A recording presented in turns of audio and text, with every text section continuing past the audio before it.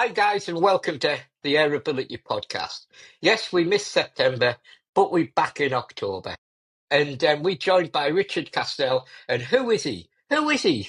He is a Bench Rest UK Tour regular, but more importantly, he's the Bench Rest AirAbility Boot Camp winner.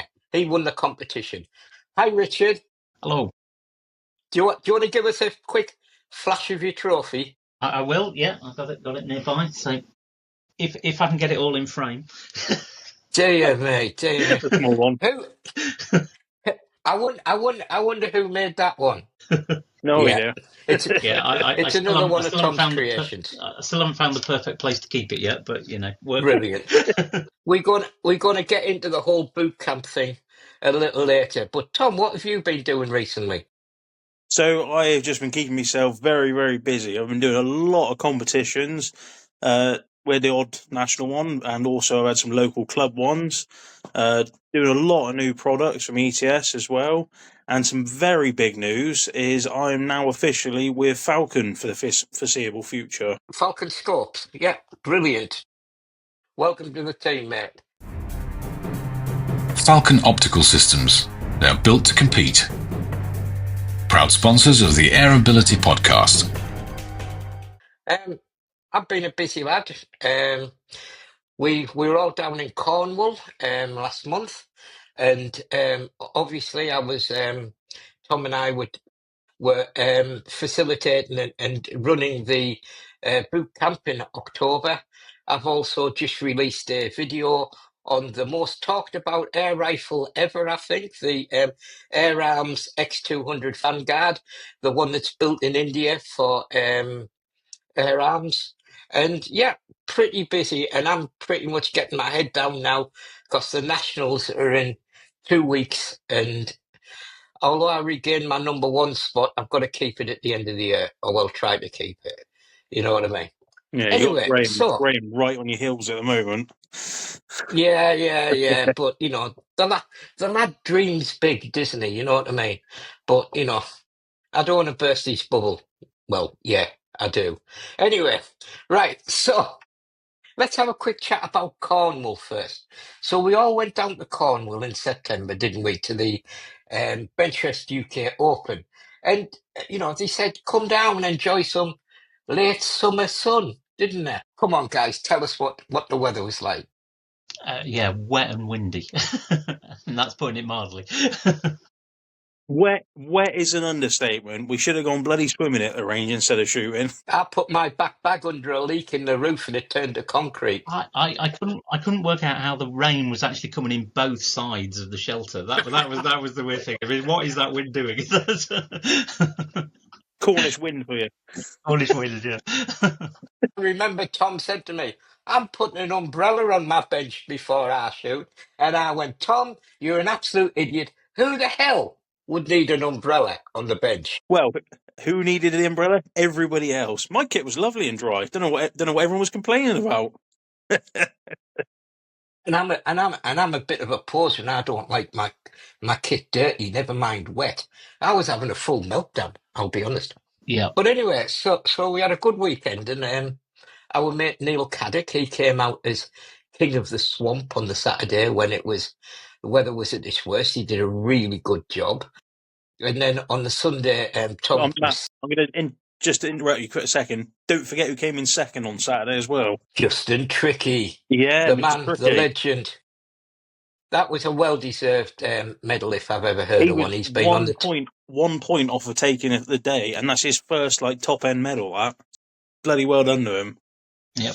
And he's a guy who turns up to every event and tries his hardest. So, yes, I must admit, I like Neil, but I was a little gutted that Justin didn't quite get it. Would have been nice for him to have his first gold, but he did really well. And then on the Sunday, the weather lifted a little, and Tom came first, I came second, and that was then mirrored in the aggregate. So we had a good overall weekend. What I do want to say is the Dutchy Club, by God, they made us feel welcome, didn't they? Oh, yeah, great. Yeah. Just want to put in there, I did get a 250 as well. Yeah, he got 250. Yeah, you know what I mean. Yeah, no, But the Dutchy club. Oh my god, they were so welcoming. Like, really, really nice bunch, and I'm so looking forward to going back there again. I'll be honest, it was a royal pain for me to get all the way down from Durham, but it was worth it. We had a great week with you, Tom, and a few days with you beforehand. You know, we went to, what was it, East Devon Airgun Club in the woods, the one that we all saw the pictures of a few years ago, where it was decimated during the storms and it tore the trees down around it and things. They made us feel really welcome. Went into Crackshot and hung around with Eric and his mad ass dog. I love that dog. It just sat and chewed me wheelchair. I had an affinity with that dog. But anyway, so we had a good week, and I hope, next year, I hope we're all starting our pilgrimage to Cornwall again if they'll have us. Is that the first time the tour's been there, or they shot there before? The first time, yeah. So I think they did a damn good job. The benches Yeah. were good, the targets were good, the food was good. What was the lady's name? Anne, was it, who was on the food? Those pasties. Yeah. Yeah. That was the key to success that weekend, was the amount of pasties you had. So you can read all about it in the December edition of Airgun World, because I've done a little article about it, to say thank you. So that was cool. But my takeaway from the whole weekend is never believe anybody that the sun shines in Cornwall. Well, you should have known what to expect, because I told you there was a wind farm around the range. which amused me. I can't remember who I was chatting to, but he was talking about the big wind farm. But we said, "Have you seen the big wind flags on top of the hill?" And I'm thinking that's somebody that's very invested in the hobby if he's calling them wind flags. How did you find the range then, Richard? Did you enjoy it? Or, I know you had to go home early, was it? Yeah, so I couldn't shoot so I only got the wet and windy day. But yeah, no, it's good. And to be honest, I'm embracing all the windy shoots that I can get. So like the boot camp was also fairly windy. Because I think that's where I'm learning the most at the moment is when it's really windy out there. So it's I think it's harder, but there's more to learn. If I go at the range and the wind's fairly quiet. It's practicing trigger control, but reading the wind flags, I think that's the bit I've really got to work on, and that's That's the bit I've got to work on as well. I'm embracing the wind. But yeah, so we had. I think we had a great time. I must admit, just even getting on the paper at times felt like a challenge at Cornwall. It was flat out the worst conditions we'd ever had, wasn't it, Tom? Yeah, on the Saturday. God, yeah. That was mind-blowingly difficult. I had it was hard enough at sub-12, but doing the 50-metre as well. Obviously, you got twice the distance to get put off left to right. Oh my God, it was so difficult. It was so difficult. It was an absolute duck shoot. Absolute duck shoot. Yeah.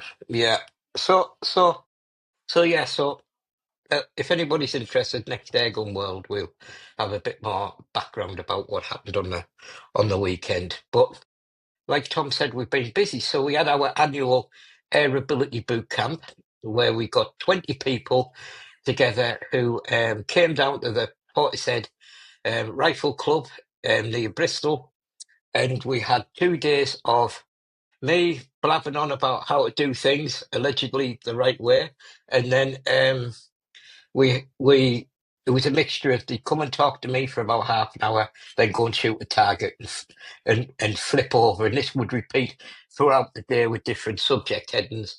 And then on the Sunday, we all got together and did a little competition to see if anybody learned anything. Yeah, I know. The 2 split teams as well. Yeah, so we had Team Gold and Team Orange, or otherwise known as Team Crackshot and Team Phoenix, because we had Graham Freeman there, who, his nickname's the Phoenix, and Tom's nickname's Crapshot, and, we had the 2. You didn't spot that, did you, Tom, that I've just called you? Yeah, I don't worry, I'm just not going to pick up on it. If I'm going to insult you, at least got to react, because it's no fun. So anyway, so we had the 2 teams, so we had them basically competing against each other, as well as an individual trophy that you've seen Richard wave because he won the individual event. So we had a great day. So just talk a little bit about Richard. I know you've got a shooting background. Your mate Louis grassed you up a bit. Right. Yeah. So you come from more shotgun background, don't you? Yeah. Do you want to So tell us about that? I've been sort of clay shooting, since I was young, around 14, shooting with my dad and everything, and then I stopped that for a little bit because I sort of got busy with school and distracted, and then I think it was 2011.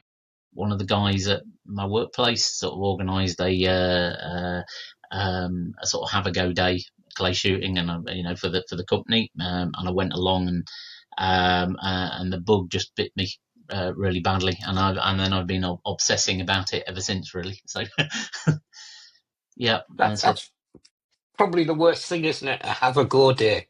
You're yeah, responsible for a lot of problems, yep. aren't you? That's how I started out. I don't come from a shooting family. My uncle shoots now and then, but nobody in my family really had much shooting. I thought, right, I'll just go to a have a go day with my brother at the time. Yeah, really enjoyed it and stuck with it. Yeah. So being able to shoot a shotgun, then shoot like a shotgun when you're doing bench press. Do you like that? So What made you transition a little bit into bench press? How did that come well, along? okay, yeah. So that was really curiosity, I think, because I started just doing a little bit of plinking. It was something I could do, just for an hour in the week. Break the week up, go along to the range we go to in Little Marlow, Emmonsstone, which is the home of the Thursday night shooting club that you kindly donated the rifle to.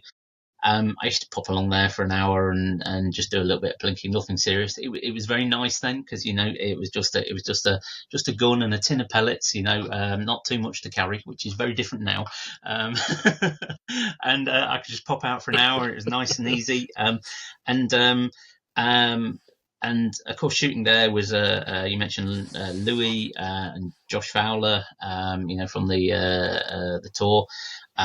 They were there with their full sort of bench rest kit. So you got these, and there's kind of one or two reactions I've realised to people that shoot bench rest. When you turn up with all your kit, it's one or two things. Either, well, that's cheating, or they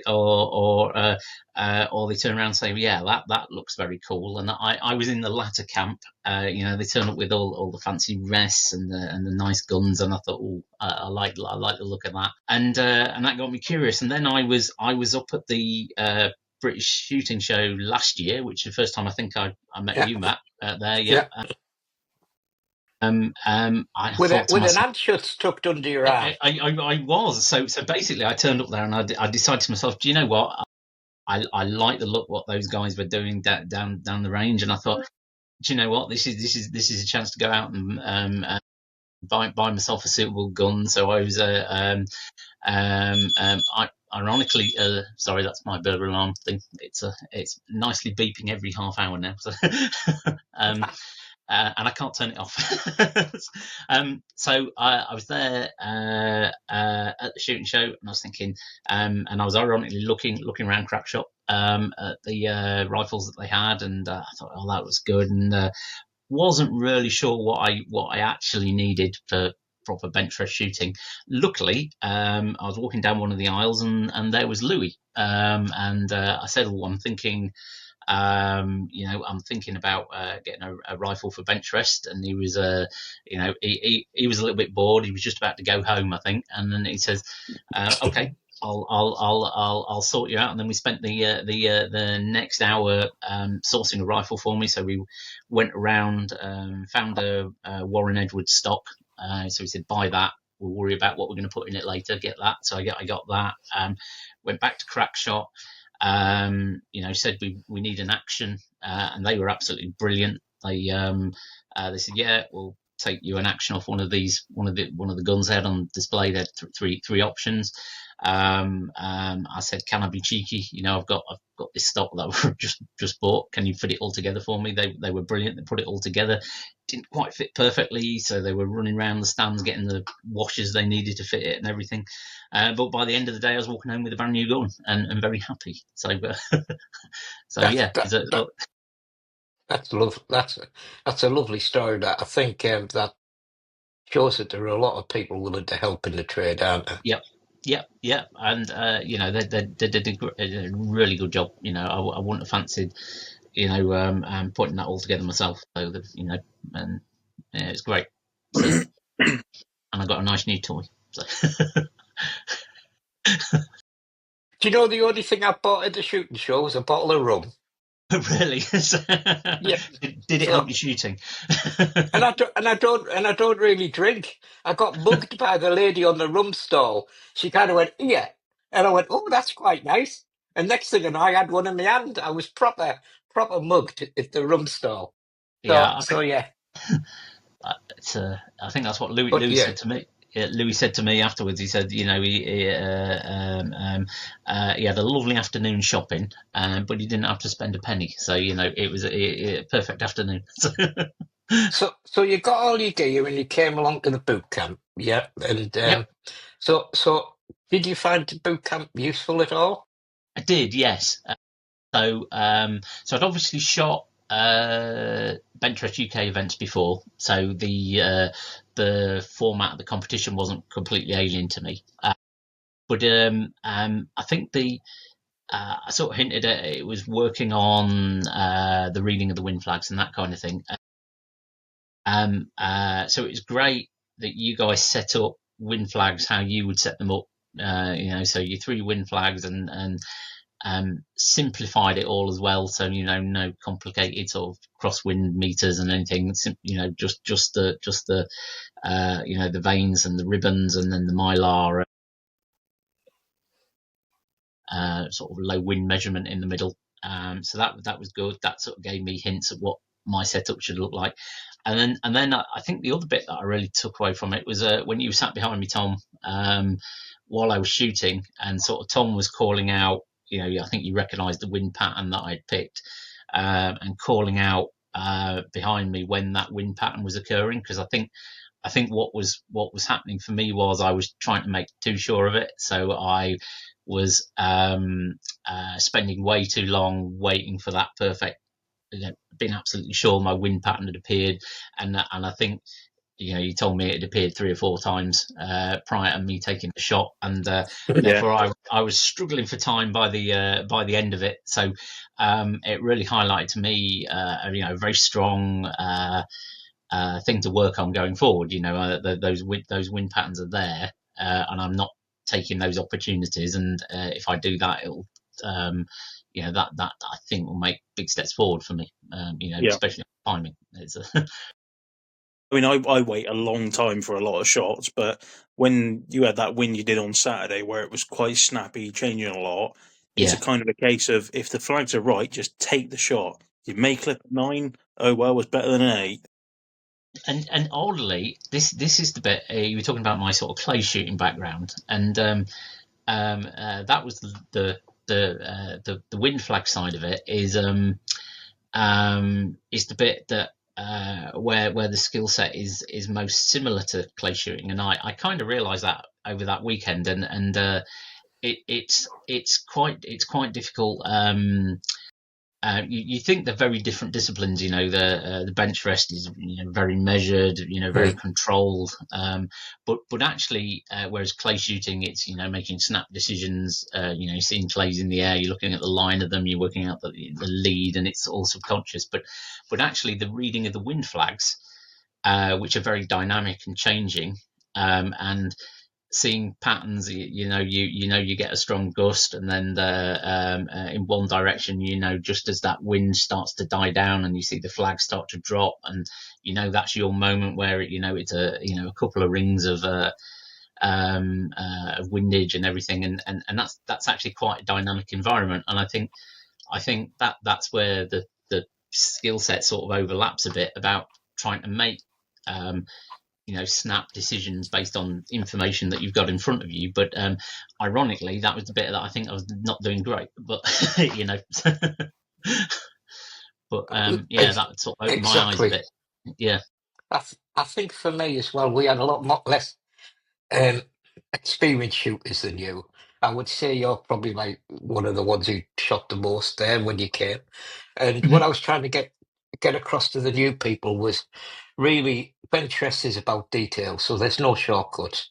There's no bringing half your gear. There's no setting up half your gear. There's no not doing pellet prep if you're meant to do pellet prep. There's no checking your equipment.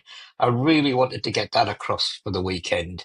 And the other thing I wanted to get across was about getting yourself to the line in the best condition to shoot. And you do that by practicing the whole thing. And that's not just the shooting, that's the setting up of your equipment on the bench so you can do it without stress and things. And I saw people over the weekend becoming more adept at that and getting on with it and setting up. And I noticed that the competition didn't really run that far behind, which was a good sign. But I know we weren't putting wind flags out. Yeah, I think we were less behind than the normal comps, weren't we? So That's the benefit of having 30 flags the same now. Yeah.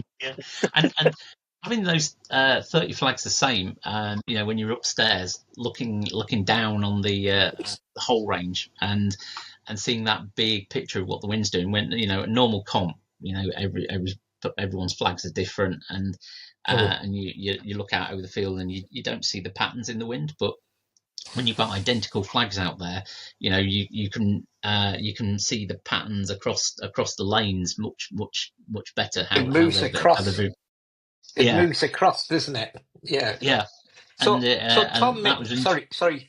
I just want to say Tom made all those wind flags for the boot camp, and these are the things that make the boot camp great, as well as making that stupid trophy. He made something that was useful. He made those wind flags, and I think that's something we might replicate in future years. That because I was looking out of the club room with Portishead, and I thought that's handy because you get an idea of the weather coming towards you with other people's wind flags, but when all the wind flags are the same, you really get an idea of what's coming toward you.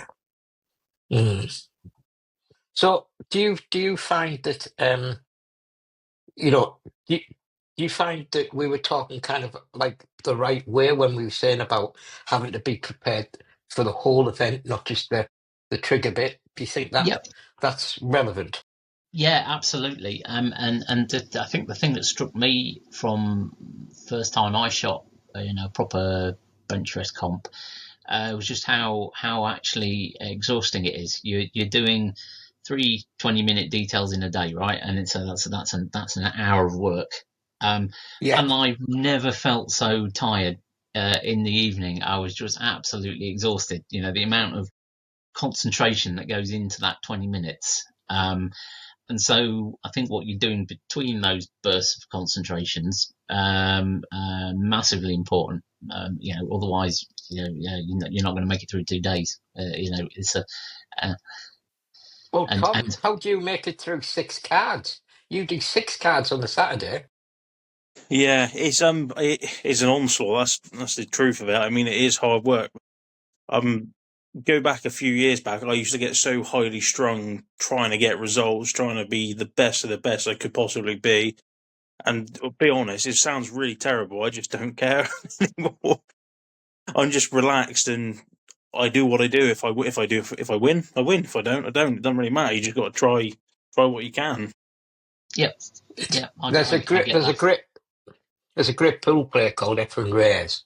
He's a Filipino, and he says to be great at the event, you've got to both play like it doesn't matter and play like it means everything. And that's true. You've got to convince your body that it doesn't mean anything, so you're not all stressed.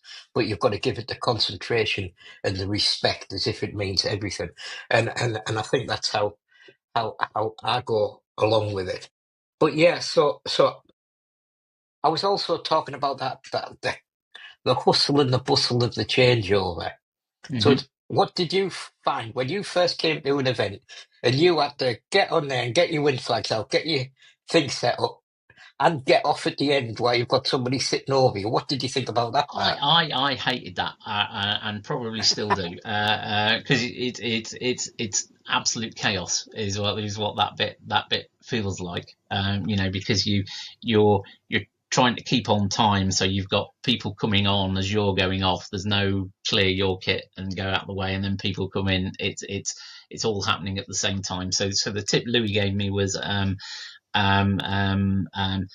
sort out your bench and let them go sort out their flags, and then swap over. But it doesn't always work. But that is very chaotic, and it's a little bit stressful. Like you say, getting all your rest set up, and you're on the right target and all this kind of thing. But I think it's got better the more I've done it. It's just with practice, but yeah, I still find that quite stressful.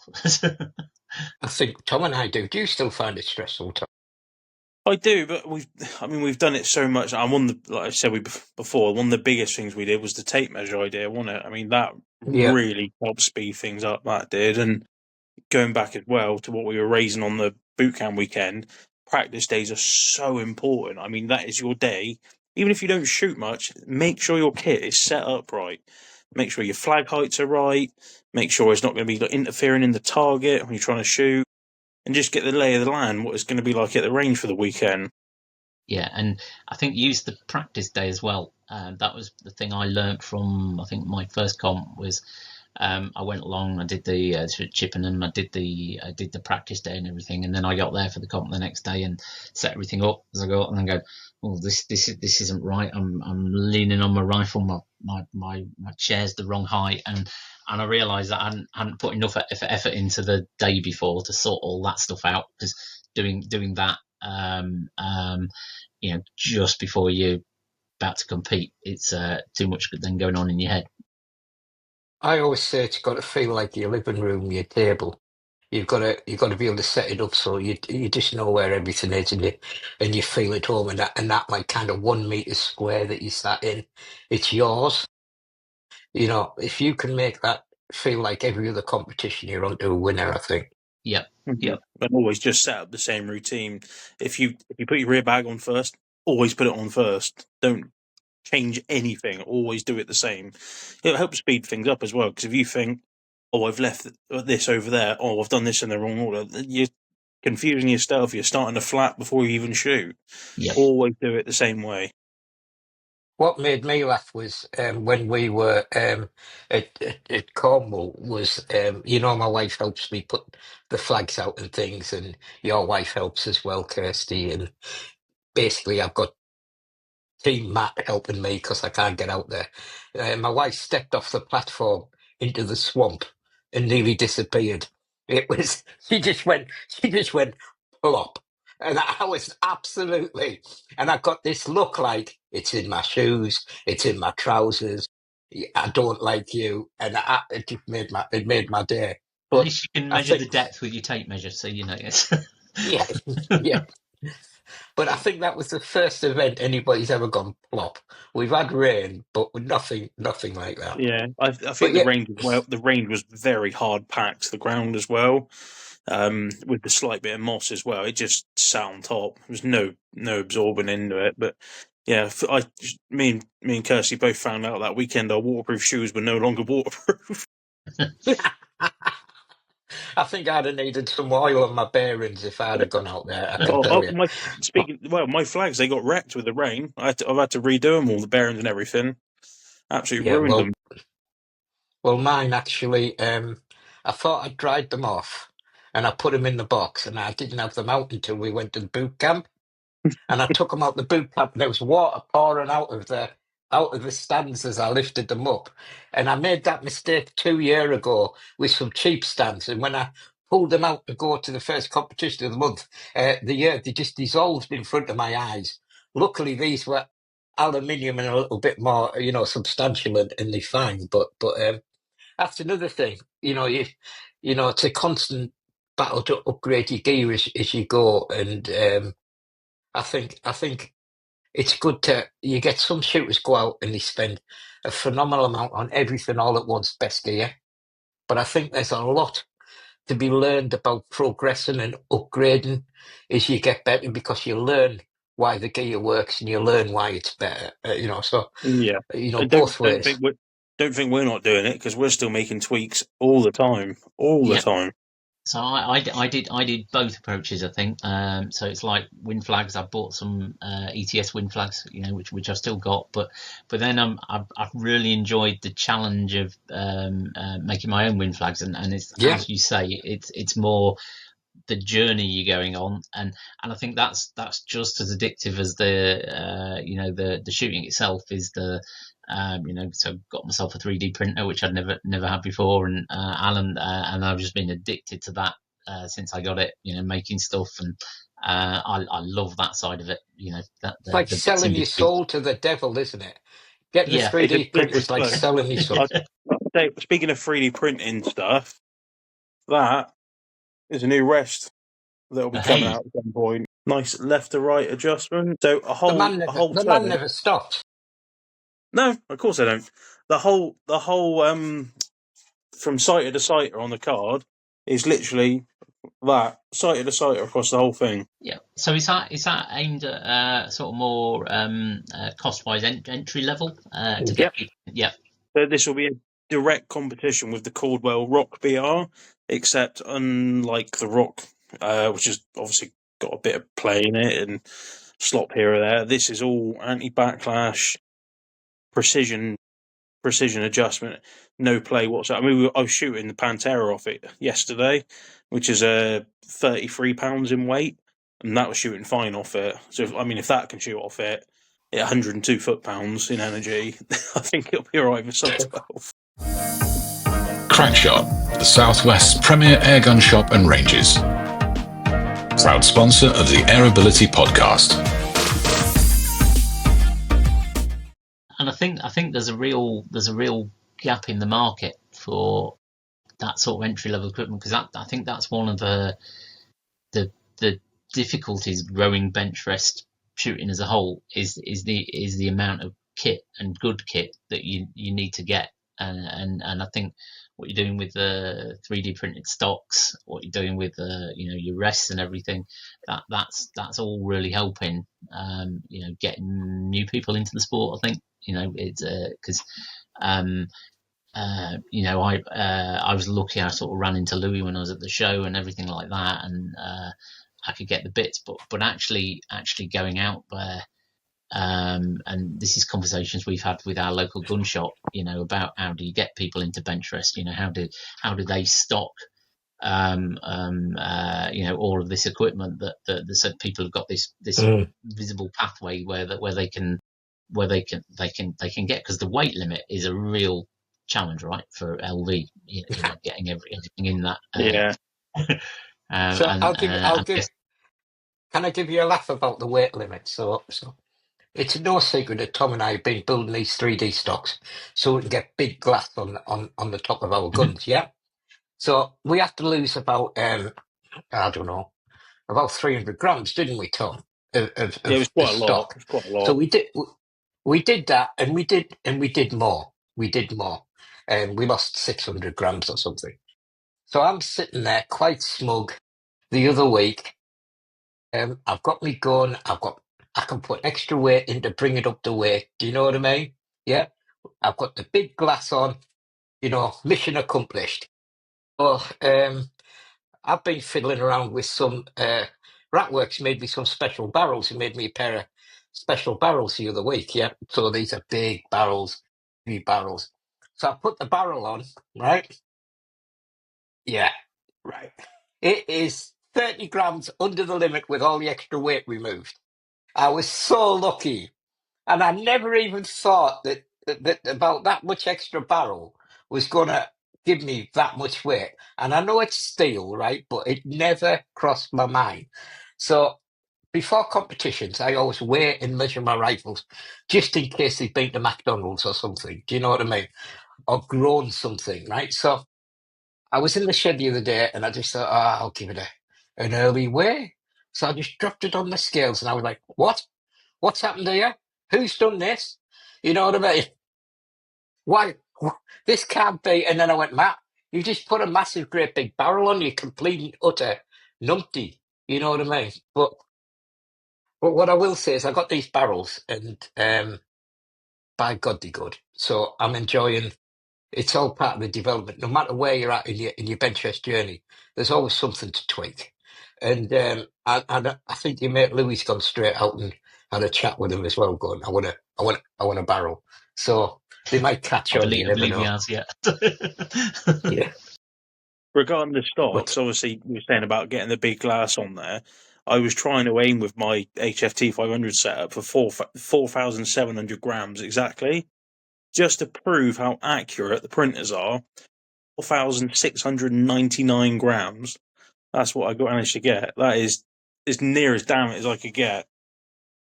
well, you've improved because you missed when you printed mine off.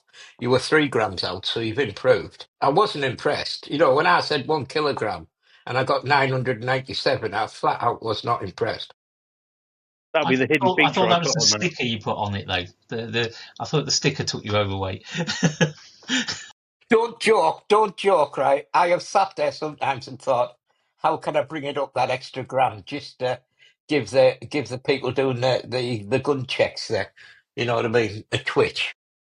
But we've been pretty close at some competitions with some of our setups, haven't we, Tom? We've been right onto the gram, haven't we? Yeah, I've been literally plumb on the way. I mean, that was with the Steyr, but then, I mean, you still got bits and bobs you can take off them if you need to, and like on mine at the moment, I've got 4,700, and that's with the metal caps on the X60 as well. Don't have to have them on there, but it's a nice feature to have. You know, you can always lose about 100 grams, can't you, in a panic? But yeah, Absolutely. so Richard, we sorry. I was just going to say, moving on, change to another subject. So we're saying right at the beginning of the podcast, I was doing a lot of competition shooting lately. So this year I've been part of the Swefter Bench Press League down in the southwest. There's 4 clubs: West Devon, East Devon, Purbeck, and Dartmoor Club. The top 6 shooters out of the 7 rounds at each club go on to an end of year shoot off. Now, the end of year shoot off this year was at a new range I've not been to, Budley Farm. Wow, what a facility. It is the biggest range I've ever been to. Massive, massive place. To my shock, I found out when we were there that was the smaller of the 2 ranges. The bigger one is, I can't even explain it. It's mad. It was so big. But yeah, we had the end of year shoot off, and I managed to, luckily, pull off the win, which I was very happy with. Very happy with that one. Sensible sized trophy, I see. So, you know. Yeah. Not an inconvenience. Not an inconvenience at all. No, but it was very hard fought. Resident gunsmith, Alistair Teague, he was right there with me on his first card. I think it was a 247 or 246, 16 X's on the first card. I thought, oh my God, here we go, I'm in for it today. Can I just at this point just send a bit of love out to Alistair Teague? He had a bit of an accident on his motorbike the other week, and he's been a bit banged up. So, you know, big love to Alistair, and get well soon, yeah, mate. Get better soon. So yeah, so I think it's amazing how you come across. You showed me the pictures of this club, and it's colossal, and we didn't even know it existed. Do you know what I mean? So No. what else is out there? There's got to be some other big places we just don't know about. But what surprised some know, I've got a dog now. I was taking the dog for a walk just around the range. 2 or 3 minutes, I found a massive farm shop and cafe. And there was no signs or anything. It was just tucked away behind a hedge. It was like, oh, great. So it's got all the facilities there, but they've also got an indoor range at this place. You can stay there on site. It's a B&B. Just got everything. And it's interesting for me because I sort of been new to all of this. But if you want to, I look at the sort of Bench Press UK tour event, and you know, I think it's got a lot of potential to grow and everything. But it's limited by how many people you can shoot a competition weekend by, you know, the size of the ranges. And if there are, I think finding bigger ranges out there, that's a big plus going forward for the the tour to get more people involved, because I think they want to grow it, right, but get more new people in sports. What AirAbility's the boot camp's all about. But then how do you deal with that at the other end, with bigger competitions, because already over 2 days, just for how many shooters we are, what is about 440 max. That's already quite tough. But I see it's quite a challenge going forward to make the event bigger to accommodate new people if you can attract them in. So for me, I think we are going to be limited by the ranges, and I just think that I know there's other disciplines where they just literally have a hard cut-off, and I think that's what we're going to have when it comes to entries. I also think that you can expand too big too quickly, and the quality of the event may suffer. I think the quality of the events are really good at the moment. The marking's good. They tend to tick over well. You're not there too long. You're not waiting 9 hours to shoot. Things like that. I think at the moment the pace is excellent. I just think for me it is difficult trying to get more people into the sport when there's limited places. But I think the direction I would be going in would be wider around the country and possibly a couple more events. Yeah. I think we need some events up north. We definitely need some up north. I mean, there seem to be a lot of southern events, which is great for me. I mean, it's like an hour and a bit for me most of the time, but it'd be nice to have some up north. I mean, we're a UK tour. If we went to Scotland, it's still a UK event. Yep. Well, we might as well have gone to Scotland. We went to Cornwall. That was that was a pilgrimage for me from Durham. That was a brief walk. Yeah. But I so guess I think it's true. Camelot's event was good as well, wasn't it? That was more up north, non-ranking, but it's another comp you can go do. Still 2 hours from my house, though. That's not the north. That is not the north. People people say I'm not the north. Never mind Doncaster being the north. So Doncaster in the mushy middle. You know what I mean? In my opinion, it's on the cusp. It's yeah. Bristol's up north for me. Dear God. Anyway, so Richard. So the big question is: you've been involved with Benchfest UK. What, about a year now? Would you say? So it was May time, wasn't it? I think so. So a full season. Once we go Yeah. in a couple of weeks' time, be a full season. Do you see yourself moving on to next season as well? Do you see this as something you're going to carry on with? Yeah, definitely. I definitely got the bug. So and it's not just the competition, but I enjoy the social side of going away for the events and weekend away and everything. And so I've definitely got the bug for all that. So it's just so the real challenge for me now going forward is building in a better practice. Because I'm sort of balancing clay shooting. I've got now the Benchfest stuff. It's actually finding enough time in a weekend to at the moment I'm doing both badly. So I've got to find the time to focus a bit more, get the amount of training in. I don't want to give up my clay shooting, but I want to spend more time on bench rest, and that's going to be my real challenge for next year, I think. So unfortunately, I think Tom's coming back next year as well, aren't you? Yeah. I think he's going to be a challenge next year. I really do, because he's had a rough year, bless him, when it comes to sub-12. He hasn't gelled with his rifles until the last event or two. So he's got a new rifle, and I think he'll be going into next year. It's not really. That's the thing, though. It's not really a new rifle, is it? This is, of all things I'm using, it's actually what's been my backup rifle for about 6 years. And Kirsty, my wife's been using it, and she always says, "Oh, all I do is aim at the ball." I was like, "All right, okay, very, very good, very good." I'll be honest. I shot it once every few months, not really put any effort into it. I was at an end where I think the rifle went wrong, the handshots I had. And then I couldn't get on with it too well. And then, thought, right, okay, let's just use the Backer rifle. It was a solid performer. Oh my God, why have I not been using it before? It is so, so good. Is it you think the gun's more accurate, or is it the way the gun behaves in the wind? Because I've sort of I'm mostly shot with my 9015, but then I've got a Daystate Red Wolf that I sort of take out sometimes, and I find that the in the wind they behave differently for me. So all my learning of how to compensate for the wind is different, and therefore, it's in clay shooting's the old adage, but beware of the man with one gun, because he's learnt to shoot that gun and he knows it, and I think there's a certain amount of that for the rifle as well. But I think it's just, to be honest, I think it's a very, very good HFT 500. I think the barrel is incredibly good. I've shot quite a few 250s with it now in practice, including one at the comp. The action is very, very consistent on air delivery.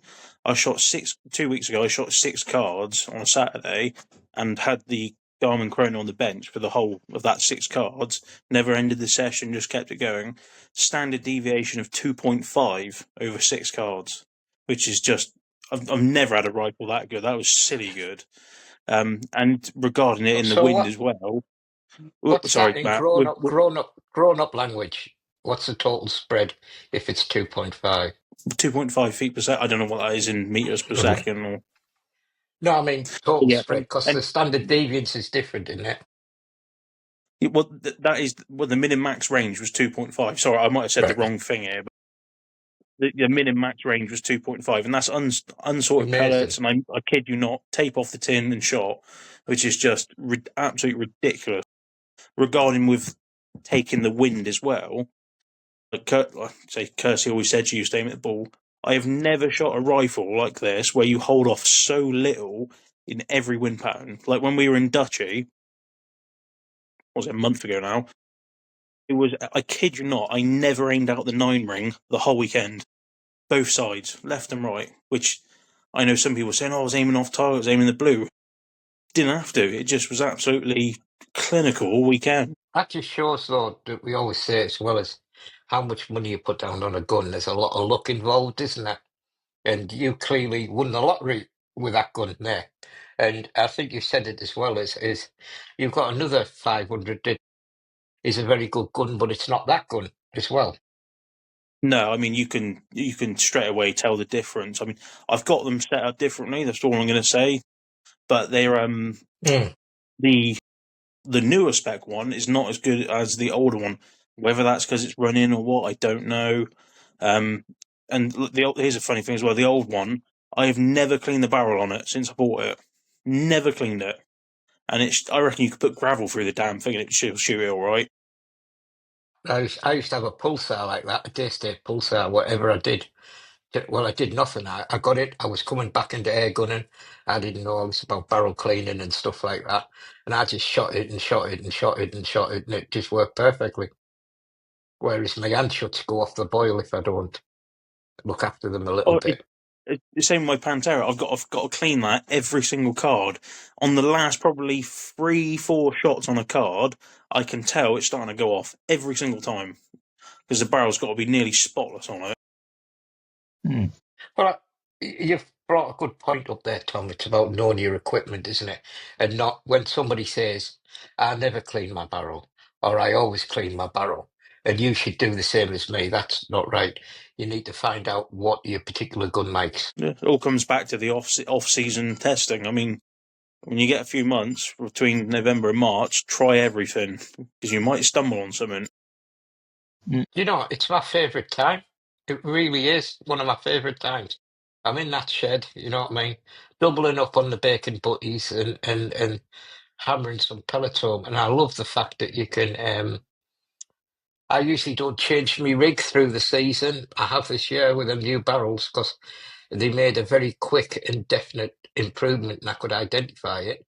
But normally I go straight through, and I love the adventure of the off season. I think the off season, that's the time where you're probably the same, Matt. We work our absolute hardest in a year, because that is you trying to get locked in for next season. Like, we're just trying, like, you know, as I practice in every single condition going. If any time on a Saturday, I'm shooting. Doesn't matter if it's pissing it down, if it's really windy, calm, I am out there. I need to get trigger time in, which is great because it's helped me adapt to so many different wind patterns and stuff. But come a month before your first shoot of the year, you need to be hit locked in, no changes. Don't change a damn thing for the rest of the season, and that will help pay off. You know, you shooting whatever wind is on a Saturday, a morning and afternoon, isn't it? That's your shooting day. So you've got to make the best of it. And I think that's a good thing. I think there's a lot of people sit there looking at the windy app and going out on a day when they know they're going to do well rather than a day when they're going to learn something. So I think it's a good approach. Well, guys, we're approaching the hour. So, you know, first, as we move towards wrapping up, I'd like to thank Richard for coming along. I think I shocked him when I said, "Are you coming on the podcast?" It's my first But podcast. is it your first podcast? Oh yeah. Well, you've been a gentleman, and we've enjoyed having you. And I hope to see you in a couple of weeks. Tom, I think your constant drive to make better and better equipment is fantastic, and you know, I look forward to every week he shows me a new product of something, and I think it just shows that the bench community is going somewhere, and we're always moving forward. And one last thing I'd like to say is I think there's some really good news from Benchfest UK. They're going to be at the British Shooting Show. They've got a stall at the British Shooting Show. I think that is just going to really help push forward the, you know, how visible Benchfest UK is with other shooters, because I think that we need to show people that there is a precision sport out there that a lot of people can get involved in. This is going to be like the biggest reach Benchfest has probably ever had in the UK. And I've just got I've got to share this feature with you on my podcast. It's just told me that Tom Jacobs' battery is less than 20%, and he hasn't charged his phone before he came on here. So that's amazing. That it just shows how much the world is spying on you. Left. It's got right. So the whole world's spying on you. That's terrible, isn't it? It really is. So don't worry, Tom. I can't see your emails. Anyway, right, guys. So until next time, we'll leave it on a laugh. You guys take care and see you in a fortnight. Yeah. Yeah. Take care, guys. Thank you. Bye-bye. Bye. Wherever you are.